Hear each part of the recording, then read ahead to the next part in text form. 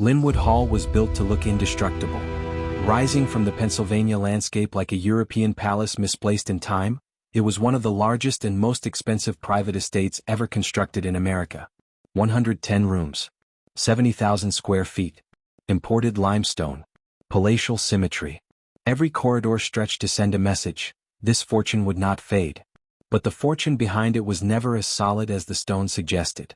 Lynnewood Hall was designed during the peak of America's Gilded Age, when industrial wealth was expanding faster than anyone could measure, when confidence mattered as much as capital, when appearance could substitute for reality. The mansion wasn't built for comfort or daily family life. It was built to convince visitors, to convince investors, to convince society itself that the wealth behind it was permanent, unshakable, beyond question. And for a while it worked perfectly. The sheer scale of the estate discouraged scrutiny. Its elegance suggested restraint. Its European grandeur borrowed credibility from centuries of aristocratic endurance. But beneath that projection, the financial reality was far more fragile than anyone looking at the mansion would believe. Tonight, we reveal the deception hidden inside Lynnewood Hall. Not a scandal in the traditional sense. Not fraud or criminal activity. But something more subtle and more revealing about how wealth actually operates. A belief that worked brilliantly, until it didn't. This is the story of how one of America's grandest estates quietly became evidence of a financial illusion. How architecture was used to project stability that didn't exist. How scale became a substitute for security. And how the most convincing financial deceptions are not hidden behind locked doors. They're built in stone and trusted without question. The house didn't collapse. The confidence behind it did.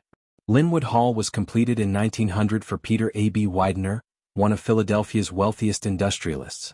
And from the moment construction finished, the estate was overwhelming in every sense.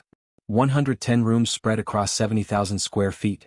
Larger than most museums, larger than many government buildings, far larger than any family would ever actually need. The architecture was deliberately European, inspired by the grand palaces of England and France, designed to evoke centuries of aristocratic permanence even though the Widener fortune was only decades old. Imported Indiana limestone. Monumental symmetry. Palace proportions that belonged in Europe but had been transplanted to the suburbs of Philadelphia. Everything about Lynnewood Hall was intentional excess. Not excess in the sense of vulgarity or poor taste. The design was actually quite restrained and classical. But excess in scale. In ambition. In the resources required to build and maintain it. And here's what's crucial to understand. The house was not optimized for daily family life. Walk through Lynnewood Hall and you notice immediately that the priorities are different from a normal home, even a large one. The public entertaining spaces are vast. Ballrooms, reception halls, galleries designed to accommodate and impress dozens or even hundreds of guests. But the private family quarters? Surprisingly modest in comparison. The rooms where the family would actually live day to day occupied a small fraction of the total footprint. The overwhelming majority of the estate was dedicated to spaces designed for being observed rather than used. This wasn't a house built for comfort. It wasn't designed to adapt to changing family needs. It wasn't optimized for the organic, messy reality of domestic life. It was designed to make a statement. Specifically, it was designed to function as what we might call a statement asset. A physical object whose primary value lies not in its utility but in what it communicates to observers. And what Lynnewood Hall communicated was permanence. The scale said, this wealth is substantial enough to build something this large. The materials said, this wealth is secure enough to invest in something meant to last centuries. The European influence said, this wealth has the kind of establishment credibility that usually takes generations to achieve. Every architectural choice reinforced a single message. The fortune behind this estate is unshakable. This kind of messaging was crucial during the Gilded Age.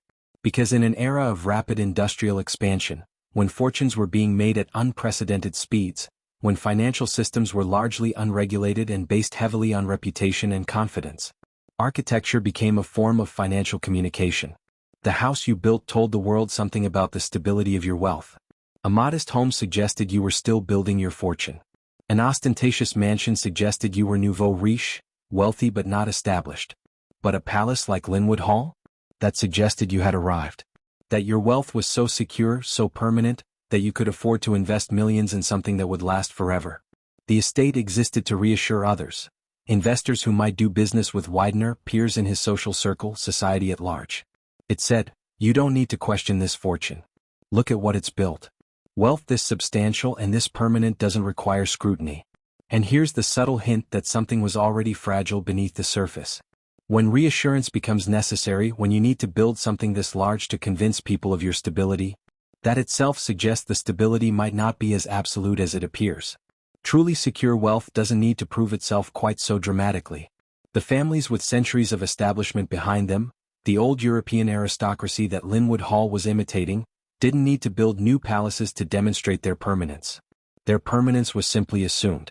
But new American industrial fortunes? They needed architecture to do work that time hadn't yet done for them. They needed buildings that could borrow credibility, project stability, and discourage the kind of questions that their relatively recent wealth might otherwise attract. Lynnewood Hall succeeded brilliantly at this purpose. Visitors were overwhelmed by its scale. Business associates were impressed by its elegance. Society accepted the Widener family as having truly arrived among America's most established elite. But it cannot create the underlying financial security it represents. And as we'll see, the very scale that made Lynnewood Hall such an effective tool for projecting permanence, the mansion worked exactly as intended. It convinced people that the fortune behind it was as permanent as the limestone walls. But permanence was the one thing the house could never actually guarantee. Because architecture can project stability. It can suggest permanence. It can communicate confidence. Would eventually become a burden that the fortune behind it struggled to sustain. The estate's true purpose only makes sense when you understand the financial culture of its time. A culture where appearance and reality had become dangerously separated, and where buildings like Lynnewood Hall served to maintain that separation for as long as possible. To understand how Lynnewood Hall could function as a form of financial deception without involving any actual fraud, you need to understand the specific economic moment that created it. The Gilded Age, roughly 1870 to 1900, was a period of unprecedented wealth creation in America. Fortunes were being built at speeds that would have been unimaginable in previous generations. Railroads were expanding across the continent. Steel production was transforming manufacturing. Oil discoveries were creating instant tycoons. Banking was financing all of it at massive scale. And crucially, all of this was happening with minimal regulation or oversight. There were few rules about how companies could raise capital, how they could report their finances, what they owed to investors or the public. The financial system operated largely on confidence, reputation, and optimistic assumptions about continued growth. Peter Widener's fortune came from this environment, built through street railways, utilities, and strategic investments in the infrastructure that growing American cities desperately needed. These weren't simple businesses with straightforward revenue streams. They were complex enterprises that required massive upfront capital investment, that depended on continued urban growth, that involved intricate financial arrangements with municipalities and other investors. The wealth was real in the sense that Widener controlled valuable assets and generated substantial income. But it was also fragile in ways that the appearance of that wealth didn't reveal.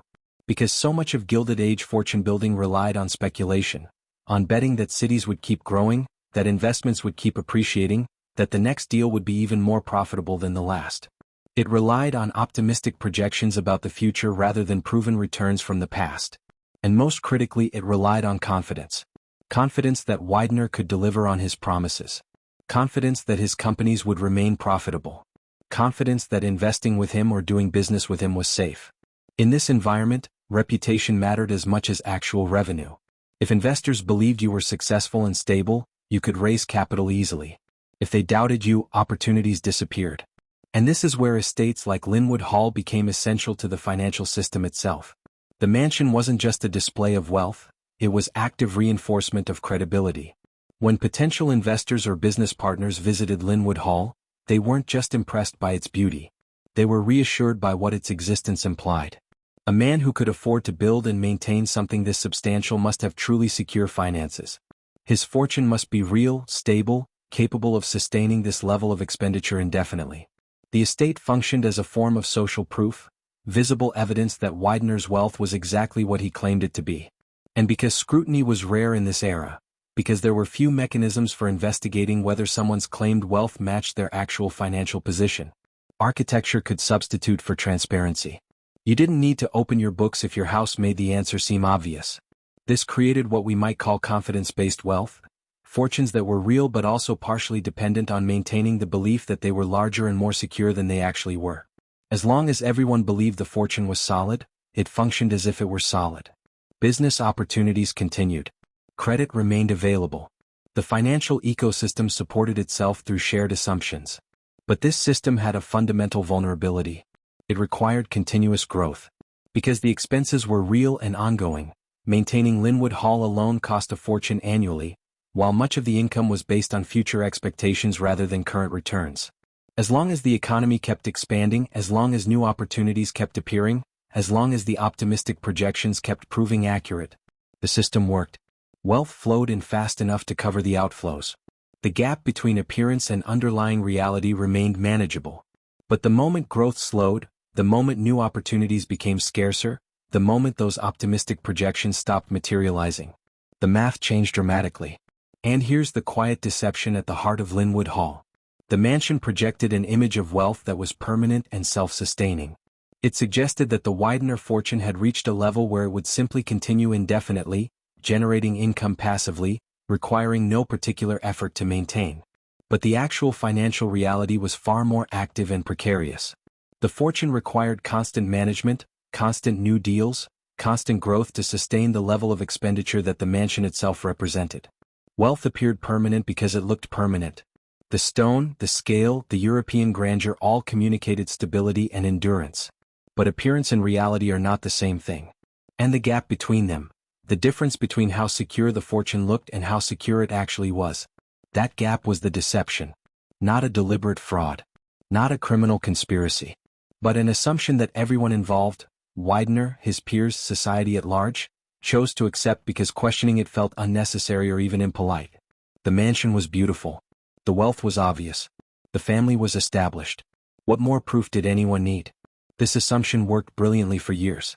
But it contained a fundamental instability. Once growth slowed and the financial pressures mounted, maintaining the illusion required more effort and more resources than the fortune could comfortably provide. And a house like Lynnewood Hall, built to project permanence, had no mechanism for adapting to a reality where permanence was no longer affordable. The problem with building a palace is that palaces have ongoing costs that never stop. And for Lynnewood Hall, those costs were staggering. Start with staffing. A 110-room estate required an enormous household staff, conservatively several dozen people working full-time. Butlers, housekeepers, maids to clean the endless rooms. Cooks and kitchen staff to prepare meals. Groundskeepers to maintain the elaborate landscaping and gardens. Maintenance workers to handle repairs and upkeep. Every single one of these positions represented an ongoing salary that had to be paid year after year, regardless of how much the family actually used the house. Then there was heating.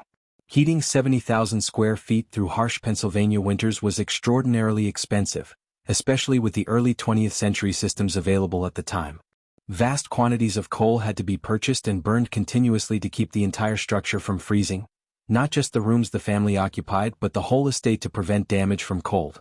Maintenance and repairs added another massive layer of continuous expense.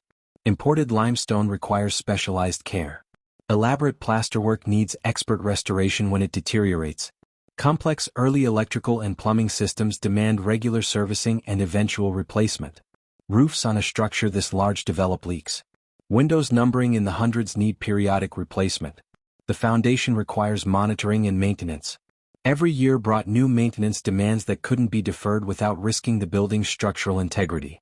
And finally, there was preservation.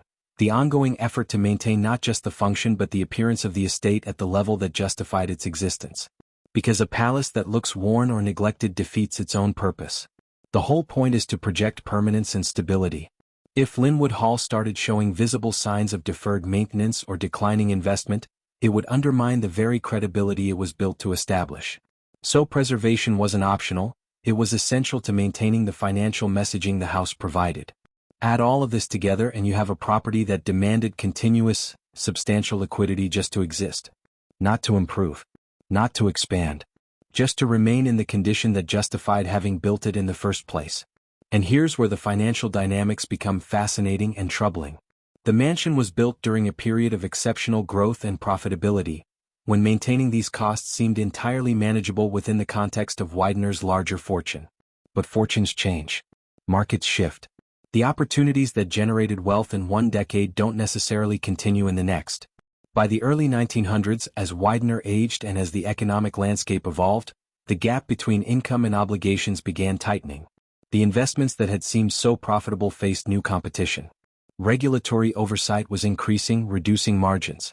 The easy expansion opportunities had been exploited. And meanwhile, Lynnewood Hall sat there, demanding its continuous expenses with mechanical inevitability. This created a financial strain that was subtle but relentless. There was no single collapse. No dramatic bankruptcy or public scandal. Just a slow, grinding pressure as the costs of maintaining the appearance of effortless wealth began requiring more effort than the underlying fortune could comfortably provide. And here's the cruel trap that Lynnewood Hall created. The house could not adapt. Unlike a business that can be restructured when circumstances change, unlike investments that can be sold or repositioned, unlike expenses that can be trimmed, a 110-room palace just sits there, demanding resources, regardless of whether those resources are still flowing abundantly. The house couldn't shrink to match reduced circumstances. You couldn't close off half the rooms and cut staffing proportionally without it becoming obvious that something had changed, that the appearance of effortless stability was no longer accurate. You couldn't reduce maintenance without the physical deterioration becoming visible evidence that the fortune wasn't what it once was. The mansion was rigid in exactly the way that Gilded Age fortunes turned out not to be. And this rigidity transformed what had been an asset, a tool for projecting stability, into a liability that revealed vulnerability. The grandeur that once impressed became an obligation that strained. The symbol of permanence became a burden that couldn't be set down without admitting that permanence had been an illusion. This created a painful contrast between public image and private reality. Publicly, Lynnewood Hall continued to stand as evidence of the Widener family's unshakable position among America's elite. Privately, the family understood that maintaining that image was consuming resources at a rate that couldn't be sustained indefinitely in the way it once had been.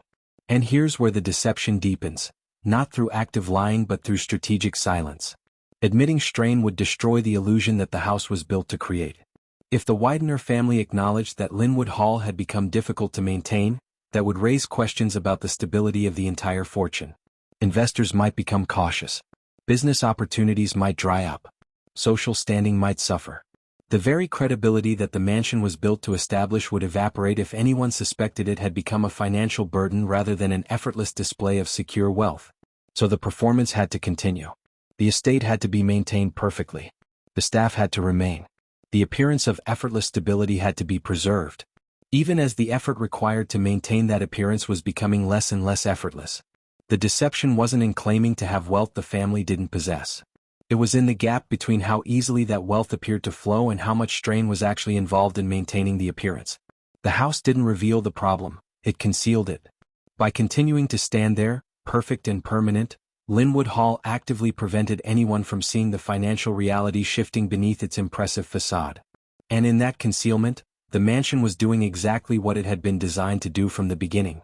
Managing perception. Controlling the narrative. Ensuring that what people believed about the fortune matched what the family needed them to believe, rather than what the actual numbers were increasingly revealing to those who had access to them. The house succeeded at its purpose even as that purpose was quietly becoming unsustainable. What makes the Lynnewood Hall story so revealing is that the deception at its heart was completely legal. There were no falsified records, no fraudulent claims, no criminal activity that investigators could point to and prosecute. The deception was structural, built into the very nature of what the house represented and how it functioned within the financial and social systems of its time. The core deception was this: scale standing in for solvency. The mansion's overwhelming size and obvious expense created an assumption that the wealth behind it must be proportionally vast and secure. And that assumption discouraged the kind of questions that might reveal a more complex reality. When you looked at Lynnewood Hall, at its imported materials, its 110 rooms, its palace proportions, the natural conclusion was that only someone with truly extraordinary and stable wealth could afford to build and maintain it. Therefore, Peter Widener must have that kind of wealth. The house served as proof of financial stability without anyone needing to examine the actual financial mechanisms supporting it. This is architecture replacing transparency. In a modern context, we expect companies and wealthy individuals to provide financial documentation when making claims about their resources.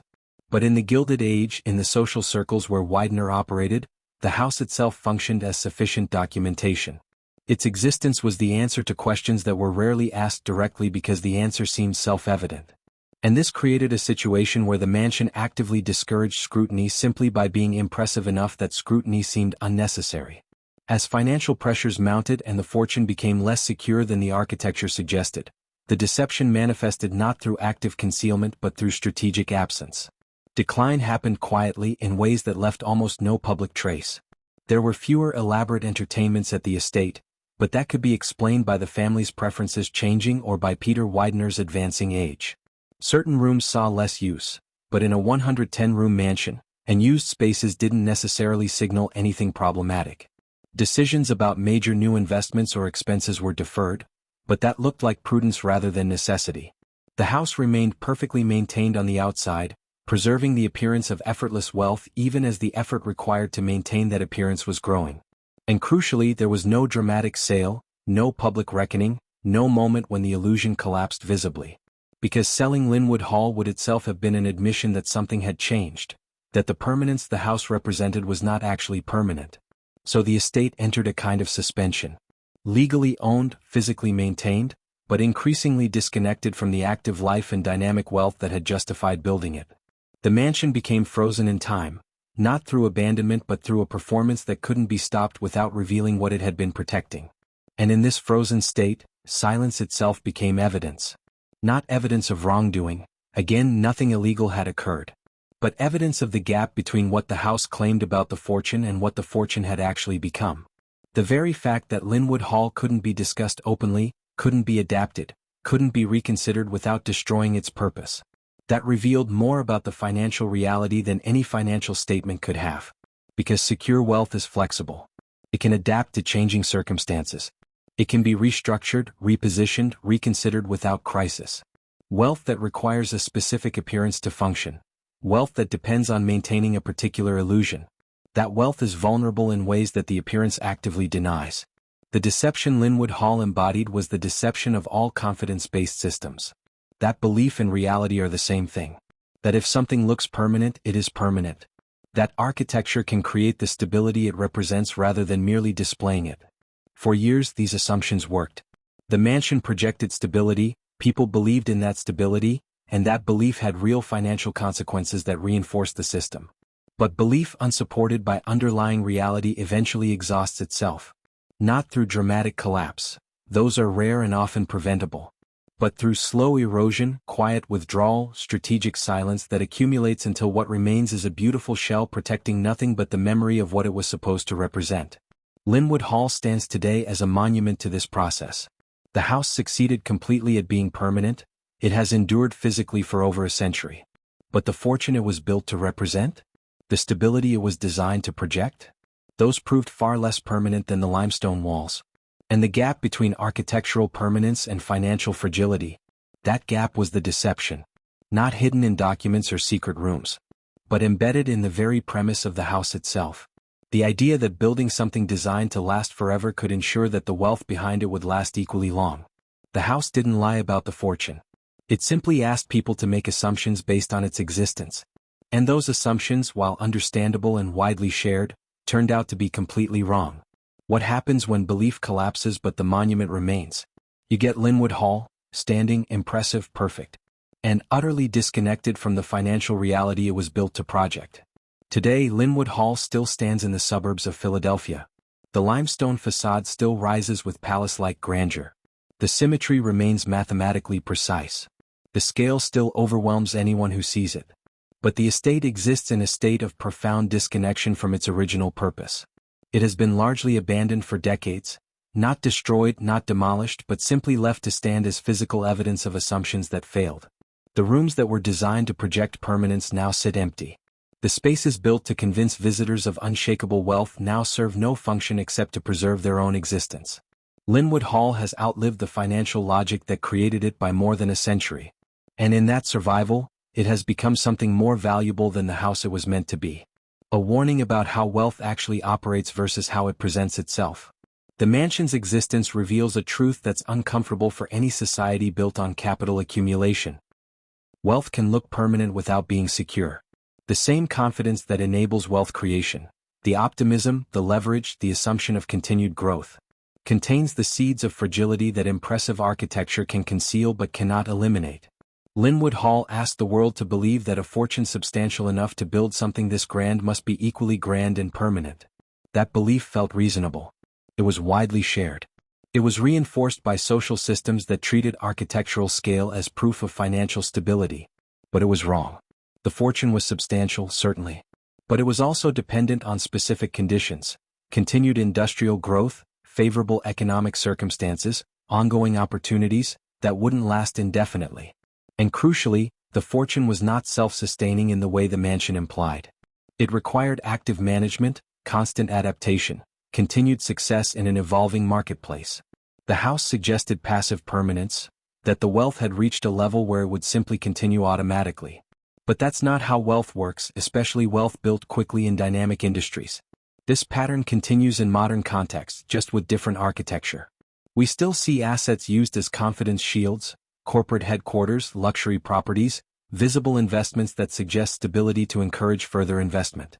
We still see scale mistaken for strength, companies valued for their size rather than their underlying fundamentals, fortunes admired for their visibility rather than their sustainability. We still see the gap between appearance and reality that Lynnewood Hall so perfectly embodied. Because the most effective financial deceptions are not hidden.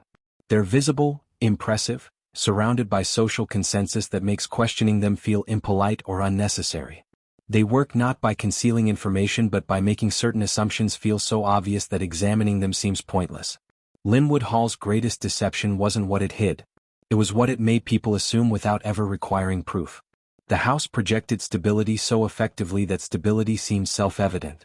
It suggested permanence so convincingly that permanence seemed guaranteed. It demonstrated wealth so visibly that the underlying mechanisms generating that wealth seemed irrelevant to understanding it. But buildings remember what people try to forget. Architecture outlives intentions. And Lynnewood Hall stands now as permanent evidence of how impermanent the confidence behind it actually was. The mansion didn't lie. It was exactly what it was designed to be, an impressive structure built to last centuries. But the implications people drew from its existence, the assumptions about the fortune behind it, the beliefs about permanence and stability, those were never as solid as the stone that encouraged them. This is the final haunting truth about Lynnewood Hall. The house succeeded completely at its purpose. It projected permanence. It discouraged scrutiny. It convinced observers that the wealth behind it was unshakable. It did everything it was designed to do, and it did it perfectly. What failed wasn't the architecture. It was the belief system the architecture was built to support. The dangerous assumption that money, once accumulated and impressively displayed, becomes permanent. That scale equals security. That visibility means stability. That you can build your way to permanence rather than earning it through sustained, underlying financial health. Lynnewood Hall stands today as proof that these assumptions, natural, widely shared, reasonable seeming, are wrong. Money accumulated can disappear. Fortunes displayed can evaporate. And the most magnificent house in America can outlive the wealth that built it by a century. Standing perfect and permanent as evidence that permanence and security are two entirely different things. The mansion didn't collapse. The confidence behind it did. And the house remains to document that collapse. Silent, imposing, and utterly honest about the illusion it was built to protect.